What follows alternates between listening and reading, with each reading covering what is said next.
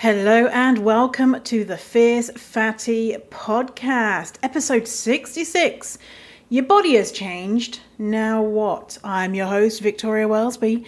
Let's do it.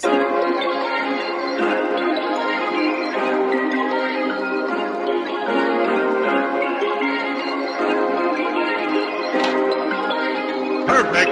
I'm Victoria Wellesby, TEDx speaker, best-selling author, and fat activist. I have transformed my life from hating my body with desperately low self-esteem to being a courageous and confident, fierce fatty who loves every inch of this jelly. Society teaches us living in a fat body is bad, but what if we spent less time, money, and energy on the pursuit of thinness and instead focused on the things that actually matter, like if pineapple on pizza should be outlawed, or if the mullet was the greatest haircut of the 20th century. So, how do you stop negative beliefs about your fat body controlling your life? It's the Fierce Fatty Podcast. Let's begin.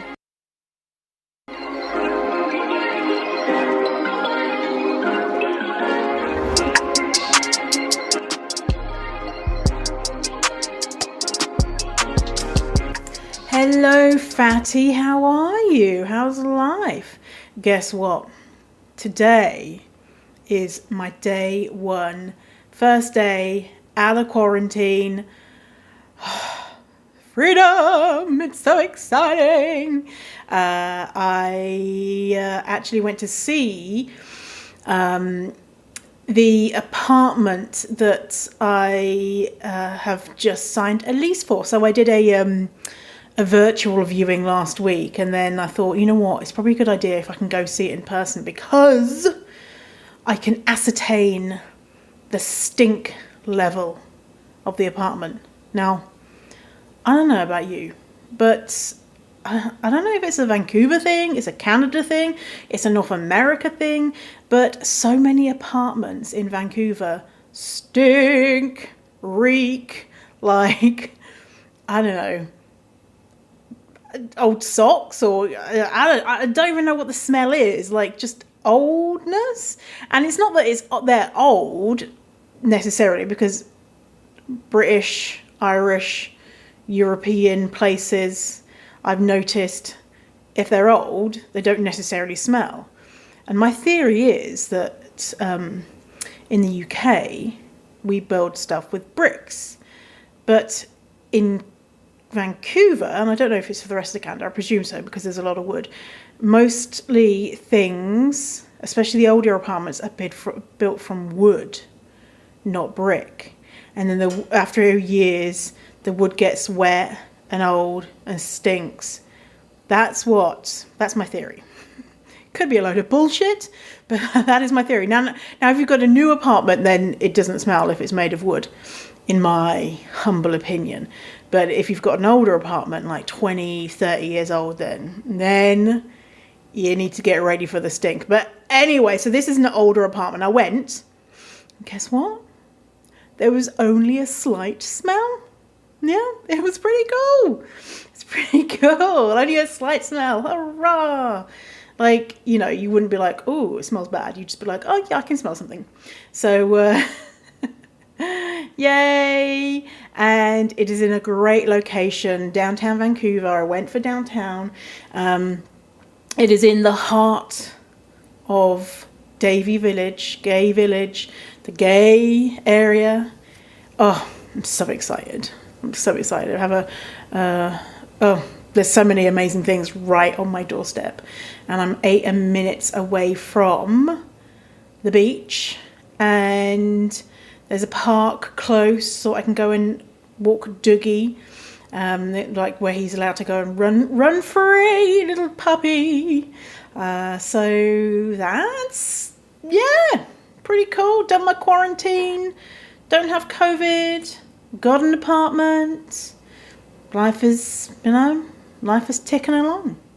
And I've been getting a lot of messages recently because the podcast that I shared about the troll came out a few days ago, and a lot of people have messaged me and said, thank you so much for sharing, and I'm so sorry that you went through that. That's so nice. You're like, I forgot that I recorded that episode, and when people were like messaging me about it, I was like, oh yeah, I forgot what was that about, that episode.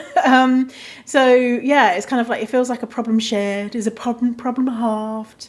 You know how they say that, and that definitely feels true because yesterday I was on the phone to the fucking tax office for 4.5 hours, 4 hours and 33 minutes to be exact. So my first 2 hour stint, first 2.5 hour stint, I got hung up on at 2.5 hours, and then then I tried again in the afternoon, and they just hung up on me again. So, and it's a super simple problem. I've just got locked out of the tax thing. Ugh, so annoying. It's so annoying. So anyway, I shared this on Instagram, this saga of me trying to get through to the tax office, the Canadian tax office. And 2 people sent me 2 really helpful things. One person said, oh, if you do this form, call this form, maybe they'll call you back. And someone else said, oh, I've had the same experience. It took me weeks trying to get through to them, weeks. And instead I went to the office, and they have a secret number that you can call, and it gets through to them a lot quicker. So, hey, if you've got a problem in your life, then why not share it with someone? A problem shared is a problem halved. Honestly, having you lot in my community, and just for little silly things like, I can't get through to the tax office, or big things like, oh, I'm being trolled by someone with 1.5 million followers. To have other humans who don't know me, who have never met me, maybe never spoken to me, or only new to following me, who are out there and supportive, it feels so fucking good. I'm like, I feel so sentimental about it. It feels really, really good. And I believe that, even if you don't have people following you on the internet, there's other humans out there that care about other people, and strangers who care about you and who care about me, and that's really fucking cool. So today as well, today's been a big day. I'm out of quarantine, I'm allowed to walk outside.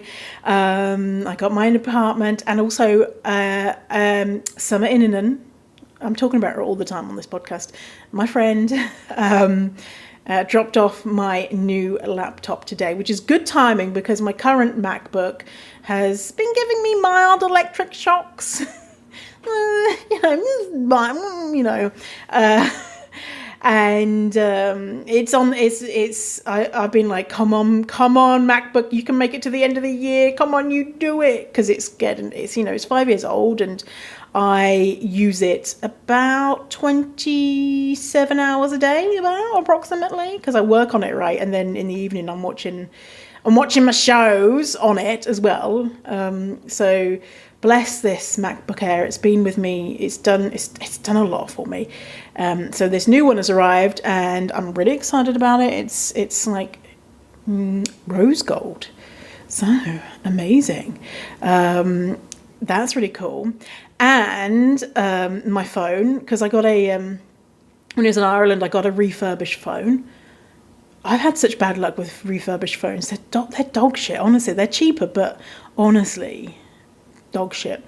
So this phone, it was an iPhone 7, and it was like turning off and fucking doing all sorts. I think there's a ghost inside it doing all sorts of stuff. And so my new phone arrived as well, and so I have my new phone too, so I can call people and call the tax office. It's amazing. Anyway, so so I have a nephew. The reason why I'm telling you about this is I have a nephew, Nibbling, Finley, and I send him videos. I made a video of me trying to brush my teeth with various implements that were not suitable for the task, asking him to help me find my toothbrush. He's 3, so if you're thinking like, why are you doing that? They're like, how old is this? Yep, 3. He's 3, and he loves that shit. Anyway, and so a few days ago, I made this video of how help me brush my teeth, and with my new phone, very exciting. And I looked at the video and I noticed that my face looked older. And it's because it's a new phone and the camera is like way better. I was like, what? Like, have I just gotten older, and because my laptop is older and that's the images that I see of myself, because my phone is dog shit and, you know, the camera on that is not as good as this new one. Oh my God, have I aged in a way that I've not noticed, but now I've got a new phone and it's like the camera is so good that it's showing all sorts. And so I had a feeling about it. I had a feeling. And then in that same video, I was wearing working out legging type things, and they had rolled down a bit and they had cut into my tummy, and so it was like making my stomach protrude more than normally. And also this year, I think I've put on weight, so I've probably gone up a dress size, and so I had feelings. Now, when I say feelings, like not a lot, I was just like, oh, you kind of like, oh, well that's different, and I'm not sure if I like it, but I wasn't like, oh my God, I'm so unattractive, I've got wrinkles and blah blah blah. It was kind of just like kind of like like a little wobble. And I know for a lot of people, seeing something like that would be a big deal, or noticing that their body is bigger would be kind of like could go into a big spiral. So I wanted to talk about that, and I wanted to talk about, you know, if you have put on weight over having to quarantine or, you know, self-isolate or whatever it is, that, you know, how our lives have changed in the last year. What now? What do we do? What's going on? So I definitely had judgment about my body in that moment. And I noticed today when I was walking back from the apartment, I was like, I'm going to have a, you know, nice long walk through, you know, all these different neighborhoods in downtown Vancouver. And when I was walking back from this new apartment, I walked by a Botox clinic, and the thought popped into my head, probably for a nanosecond, of, oh, maybe I should get that now, you know, or maybe it's too late for me, because you should get it when you don't have any wrinkles. And that thought kind of like popped in really quickly, but then it passed. And I realized that for other people, maybe seeing that Botox clinic and then seeing, you know, a couple of days earlier that their face has changed, could send them into kind of like, oh, maybe I should, maybe I, you know, and having not great feelings about themselves. So we need to look at these things like they are not created in a vacuum, because they're not, right? They're the way that we feel about ourselves when we judge our bodies, when we judge ourselves. We're not just judging ourselves because our bodies have changed. We're judging ourselves because maybe our bodies have changed, or maybe the perception of our bodies is different. And also, there is a million other things that's going on in your world, in the world. So for me, I was thinking about like, okay, so I'm having a feeling about my body. And again, I'm very lucky, because I spent so long doing this work. This doesn't come up very often for me. Now, I'm very lucky because I've done the work, I'm doing the work. These negative body thoughts don't come up very often. When they do, they're more kind of a little hiccup, a little blip, versus it turning into a big spiral, which is what happened before, and which is what happens to a lot of people. Something triggers them, and then they say, right, okay, I need to sort this out, you know, especially if you're in January, right, I need to start losing weight and exercise and then blah, blah, blah. But we need to look at what is happening and looking at the full picture. So things that have influenced me right now that could cause me to negatively judge my body. So this is just off the top of my head, okay? So I've moved back to Vancouver. which is very, quote unquote, health focused.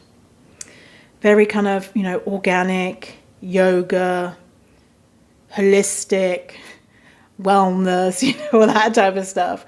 And there's not that many fat people around, about. Like when you're walking on the streets, honestly, if you see another fat person, you're like, oh, hello, fellow fatty.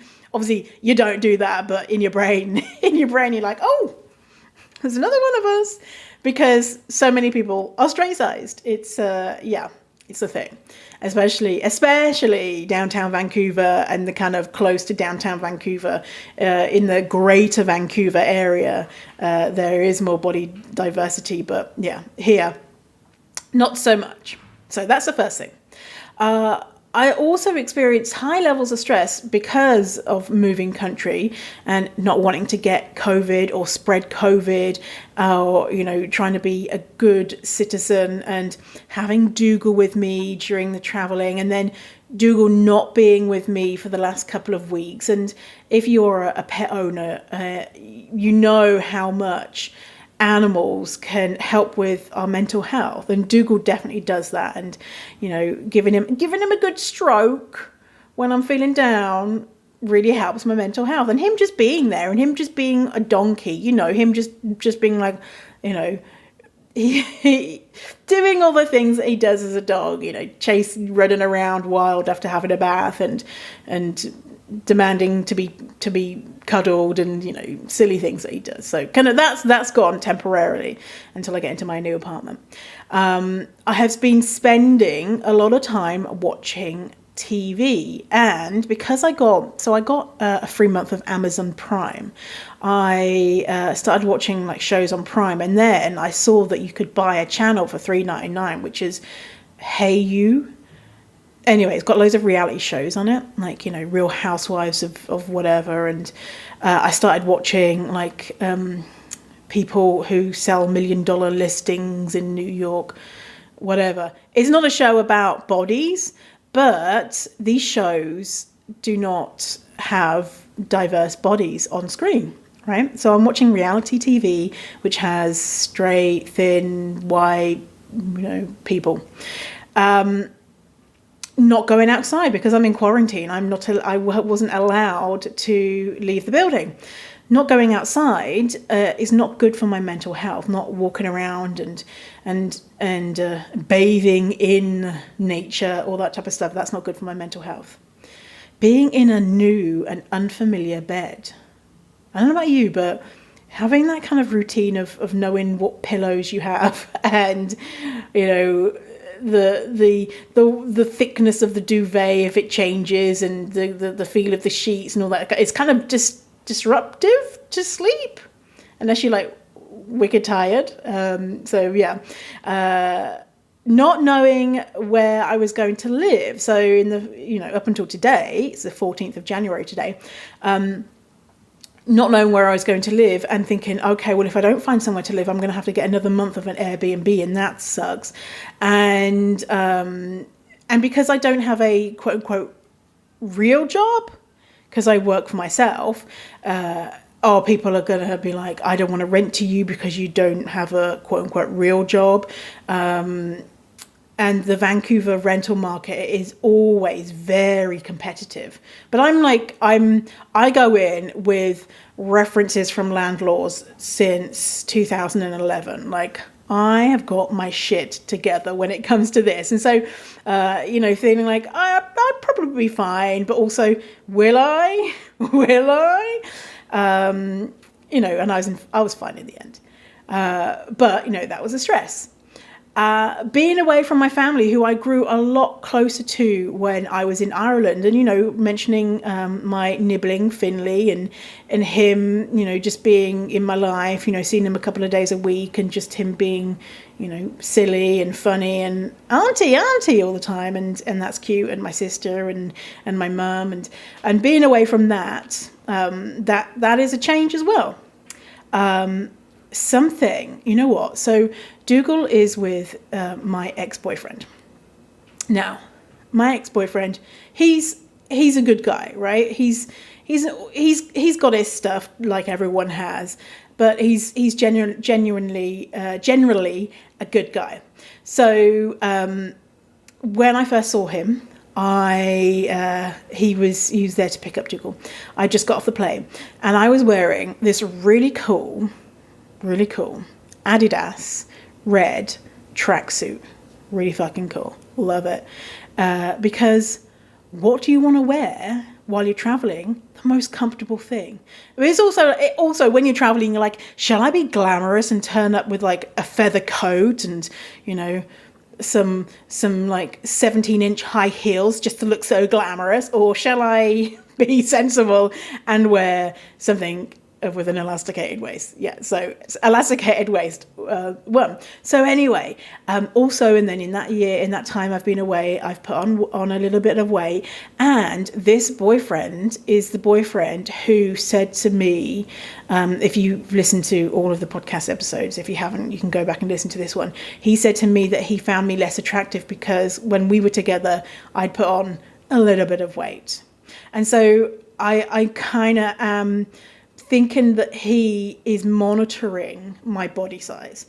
In the back of my mind, I'm like, he is a body size monitorer. And he now, you know, we're not together anymore. He probably doesn't give a shit. I don't think about it that much, but in that moment, I'm thinking about how is he judging my body. And the very first thing he said to me is, you look like a chav. He said, you've been away for 2 years and you've turned into a chav. Now, a chav, if you don't know, it is a derogatory word for British people, poor British people who are kind of, it's really hard to describe to a to someone who doesn't know what a chav is. And so if you ever watched Little Britain, then Vicky Pollard would be a chav. So maybe someone who is, you know, lower class, someone who is it's very hard to someone who would wear a tracksuit. Okay, Google it. I don't know how to explain it to you, but basically it's an insult, right? And people wouldn't necessarily want to look like a chav. I guess some people who might embrace that moniker. Anyway, and so I don't know if he was joking, and I said to him, oh, like, you know, that was a bit rude or something. I didn't say rude. I said, oh, like, I can't remember what I said to him, and he said, oh, I was only joking, but still. Anyway, so that happened, and so that was kind of like, you know, these are like little things. So I'm not like, oh my God, my ex-boyfriend who I haven't seen in a couple of years said that I look like a chav because I had a tracksuit on. Oh my God, my life is over, blah, blah, blah. It's like a little, you know, like a little that could influence my body image, okay? So next, my therapist who I've been seeing for 7 years, in December, she retired from doing one-on-one coaching because she's built her business. Now she's got like a team of therapists under her and she can't do it anymore. And that is really sad. Like, on our last session together, we both were crying. And yeah, so my normal therapist who I've had for years, 7 years, I now do not have. Now I'm being transferred to one of the people that work for her, but that is a really special relationship that you have and you build up with someone over years. And if you try to look for a therapist, it can sometimes be hard to find someone that you vibe with. And I trust the person that she sent me to. But you know, it's like, it's so nice to be able to go to your therapist and be like, oh my God, this person, without having to explain the backstory of, you know, this person's relationship, said this to me and blah, blah, blah. And for them to know exactly what that means and your whole history and everything that they've seen you do in the last X amount of years. And so that support system has changed for me. Next, I've kind of noticed my clothes touching me in a different way now, because I put on a little bit of weight. A t-shirt that I haven't worn in a while, I wore it and I noticed like, oh, it's touching my belly. And you know, just having that kind of little kind of reminder. And again, it's not like any of these one things isolated is going to, it could, you know, cause a bad body image thought or a bad body image day or blah, blah, blah. But altogether, when I look at, okay, I've just had a negative judgment about my body. Okay, let's look at what's going on in my life. Well, this has happened in the last couple of weeks or month or whatever. So I've had a bad body image thought. No shit, Sherlock. Of course. Like, hello. And, you know, even if like only one of those things happened, that could cause a bad body image thought, because, you know, you never know where your mental health is, what's going on with that. And so what is going on in your life that could influence you? And it could be things that are totally unrelated. Like, you know, me not having Dougal. That's not necessarily related to body image, but it's a support system, you know? That, you know, a little support system. And then, you know, with my therapist changing, that's another little support system that's changed. And so what do our minds do when things might be a little bit difficult or things have changed? And these things, maybe they're not necessarily difficult. Like moving to Vancouver is really exciting. And so there's so much good in that, but then there's like a little bit of, oh, it's really healthist here. It's really kind of the fat phobic here. There's not many fat people, but then there's also a really good, you know, good stuff going on as well. So we have this stuff going on in our lives, and then it can come to a head.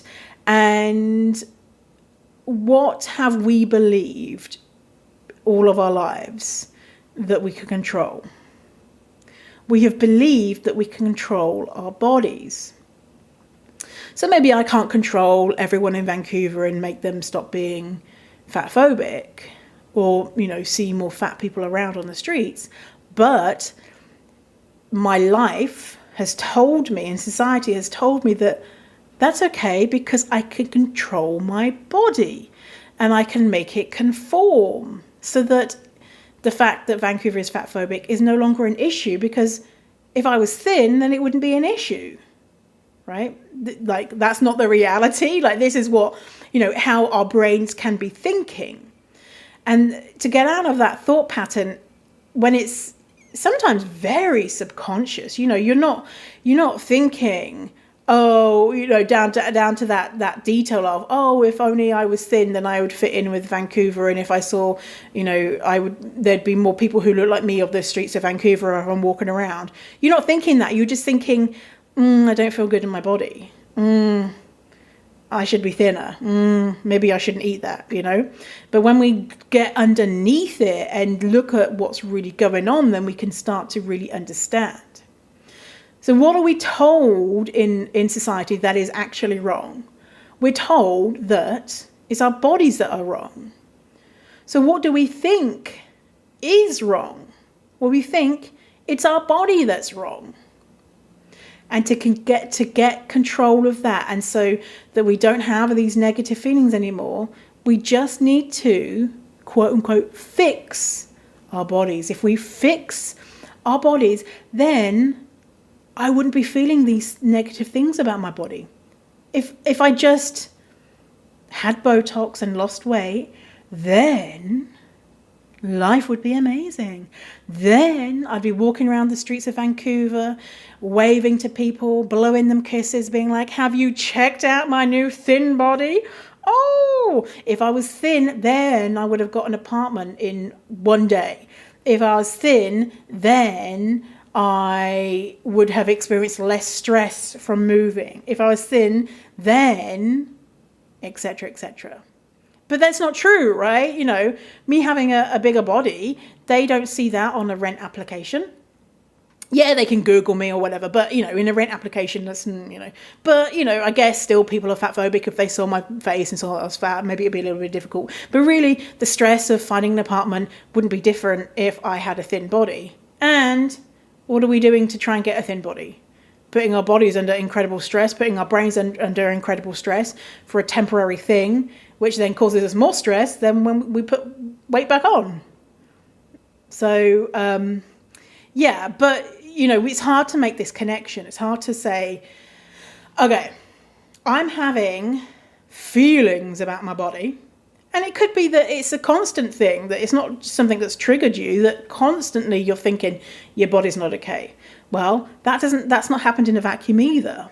So we have to look at what is going on and what is influencing us, take a step back, be curious, be kind of an investigator, and then with that information, make a decision. Now, from here, what next? Like, what are the options? Okay, I've had like a day where, I've noticed that my body is bigger. I've noticed that my face has more wrinkles. Maybe it doesn't. Maybe the camera's like, fuck no, who the fuck knows? Anyway, I've judged myself negatively. So what are your options? Okay, so I can try and quote unquote fix my body. I can go on a diet. I can go down to that place and get Botox. I can try and make my body smaller or better in some way. I can get reassurance from others that my body is okay, which is fine. It's fine to do that, but it's kind of temporary, right? I hear it so many times that it doesn't matter what people say to you. If you believe that you're not attractive, your partner says, oh my God, I'm so attracted to you.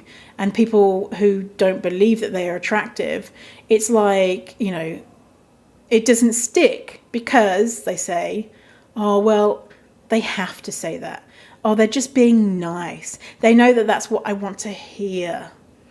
And, which is, there's so many problems with that. Like, and you can't just accept that someone says, oh, I'm attracted to you.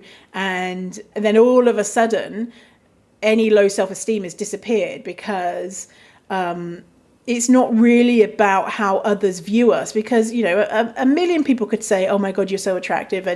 And you'd still be like, well, are they just being nice?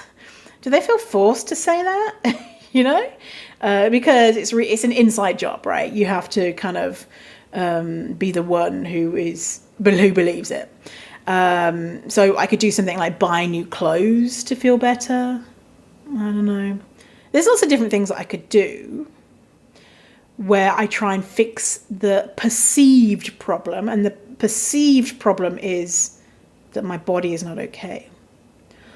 Or I can try and work on alleviating the stresses that are causing me to think that my body is a problem. So we can go inwards and we can get curious. So understanding that this feeling isn't created in a vacuum. Like, it's not that all of a sudden you've become even more unattractive or older, or your body or your belly hangs in a different way, or your tits are saggier or whatever, because overnight that's not going to happen. But something in the way that we've perceived ourselves, something in the way that we're viewing ourselves has changed in that moment, right? So there's other things going on. There are so many things that are influencing you. Oh my God. Think about all of the information that you are getting every minute of the day. Information about who you need to be in society. It's a lot, right? Millions of pieces of information every day. So you're being influenced. So we need to try and manage the things that are causing the stress and avoid the things that are influencing you negatively. So for example, maybe it might be a good idea for me to take a break from reality TV and just watch TV with diverse bodies. Or not. Maybe there's an amount of enjoyment that I get from the reality TV that outweighs the negative things that I'm experiencing from it, and instead I choose to do something else. You know, it's not kind of black and white. There's no one prescription. You kind of have to work it out yourself, unfortunately, or with the help of others, right? But so do the things that make you feel good. So for me, this morning, I washed my hair, I put on some lippy, and I was inspired by, I was looking out the window the other day and yesterday, and someone came out on their balcony and she took a selfie of herself with the pictures in the background, and I was like, oh, why hadn't I thought about that? That's probably a really good picture, you know, of all these, because there's all the skyscrapers in the background. So I put on some lippy, I put on a top my sister had bought me, and I went and took some pictures on the balcony, and that felt good. I felt inspired, and I was like, yeah, this feels good. Now, doing something like that might be something bad for you. Taking pictures of yourself might not feel good for you. Only you know the answer to that, right? Work on detaching your worth from how your body looks. This is really hard, and this is stuff that, this is stuff that you could work on in Fierce Fatty Academy, my program, detaching that, that kind of deeply tangled stuff that's going on in your brain, detaching your worth as a human being to, your attractiveness as a human being, or how your body looks. So that's like an ongoing journey, not something that you can just do overnight. And also that goes for unlearning fat phobia and diet culture, because really, why am I having that reaction that, oh, my face looks older? Why do I think that that's a bad thing? Because really, it's a good thing. It means that I am still alive, that I have the privilege of getting older. Holy shit. How many people have never got to my age who would have done anything to have lived as long as I have?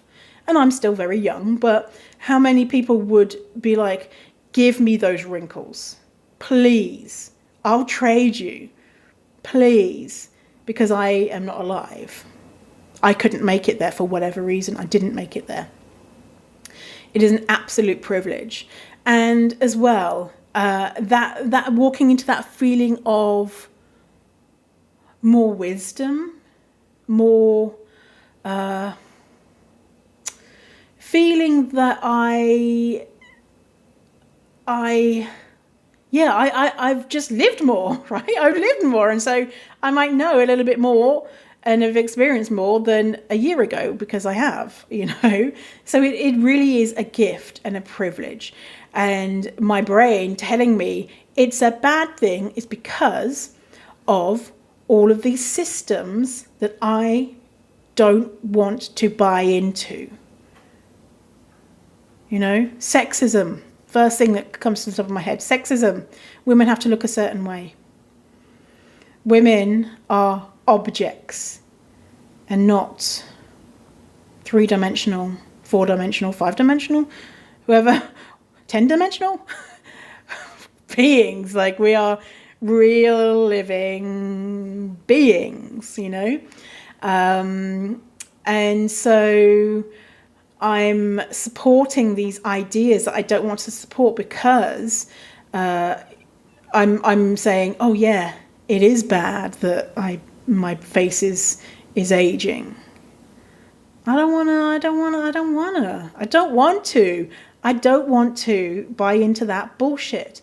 And so continuing to unlearn it means that I'm able to more quickly be like, oh, well, that's a load of bullshit that I am not buying into, versus, taking longer or doing things to try and, change the way that I look. And if you've had Botox, or if you want Botox, you do you. That's absolutely fine. Like, it doesn't mean that you're a bad person or whatever. But for me, I know that the reasons that I might do that is because, it's coming from a negative place, not from a positive place.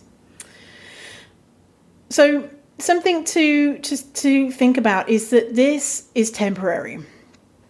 This feeling is temporary. If you are having a hard time or struggling with a bad body image, you are probably gonna, I don't know, like in your life, but however many days or weeks or whatever, there will be a day where you'll be like, oh, I feel pretty good.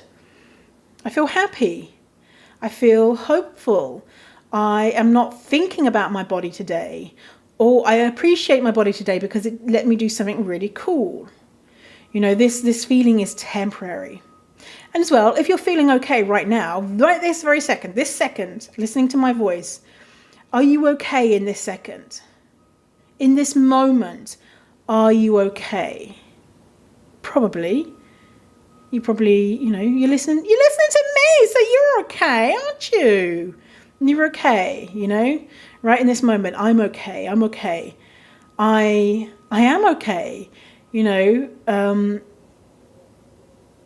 yeah, I'm okay. You're okay. So it's okay. So the two options is lean into the negative emotion and believe that yes, your body is bad and you should change it, or lean into the negative emotion, examine it and say, no, I'm not falling for this bullshit again. I'm not buying into these harmful systems, these oppressive systems. I'm not buying into that bullshit because it hurts me and it hurts others. So, you choose what you want to do. For me, I'd rather try and examine things and be like, it's not about me and my body. It's about keeping men in power. It's about keeping straight-sized people in power. It's about keeping white people in power. I don't want to buy into that. And remember, no one's perfect with this. I've been working on this stuff for years and years, and I want to share when I do have a bad body image moment, the behind the scenes of what's going on and how it impacts me. And like I said before, I'm so lucky that I have, been able to work on this stuff where it doesn't really affect me and it doesn't affect what I'm doing day to day. But for a lot of people, it does. It does affect their day to day, and it does mean that they struggle to go to work or date or see their friends or do activities because of the way that they view their body. And I want you to know that there is hope for you to be able to get to a place where it's just not that big a deal. Like in your brain, it's just not that big a deal. So, some fierce fatty news for you. Fierce fatty news. I'm super excited to be able to offer one-on-one coaching with sliding scale payment options. I've never done this before. And something I said in the last podcast episode is that I want to try and make things pricing more accessible for more people, and yeah, so this is what I'm doing now. In one-on-one coaching, doesn't matter where you are in the world, we do coaching over Zoom, and the sessions are 50 minutes long, and the types of things that we can cover is learning to love and accept your body, unlearning fat-phobic beliefs, body neutrality, how to stop dieting, setting boundaries with fat phobes or dieters, how to practice bravery, learning about what to do when your favourite fat celeb has lost weight, or how to tell weird Uncle Keith to fuck off with his keto Facebook posts. Anything you want. Basically, it's a respite away from this fat-phobic world where we can, help you sort out that fat phobia and feel more at home in your body, because you deserve not to have to think about that shit. Yeah. So go to fiercefatty.com/coaching if you want to see the sliding scale payment options. And it's on how much privilege you have. So your privilege could be financial privilege, it could be body size privilege, it could be if you're a white person or cisgendered, then those with more privilege can choose to pay more, and those with less privilege can choose to pay less. And so I'm not the privilege police, and so whatever you choose to pay is up to you. Okay? And I'm not going to ask any questions. Like, I'm not going to be like, right, so you chose to pay this much. I'm like, how do you define, why do you think that you should only pay this much? Like, no. No, that's totally what I'm going to do. I'm totally going to do that. No, so you just pick whatever price you think is right for you, and the options there. And we can have a good old fatty chinwag. And you don't have to be fat, like, straight size people deal with body image issues and dieting and all that type of stuff. So, yeah. But also, just FYI, I'm not a therapist. I'm a trained coach. And so if you're looking for therapy, that's not the support that I can offer. A therapist or a counsellor would be better suited to you. But if you're looking to feel better about your body and learn how to stop dieting with a coach, then that's me. I can do it. So fiercefatty.com/coaching. What was it? Coaching. Yeah. fiercefatty.com/coaching. Or you can always just go to Fierce Fatty and there's a work with me thing and you can see the different ways to work with me. So thank you for hanging out with me today. I so appreciate it. And I shall see you in the next episode. See you later, crocodile.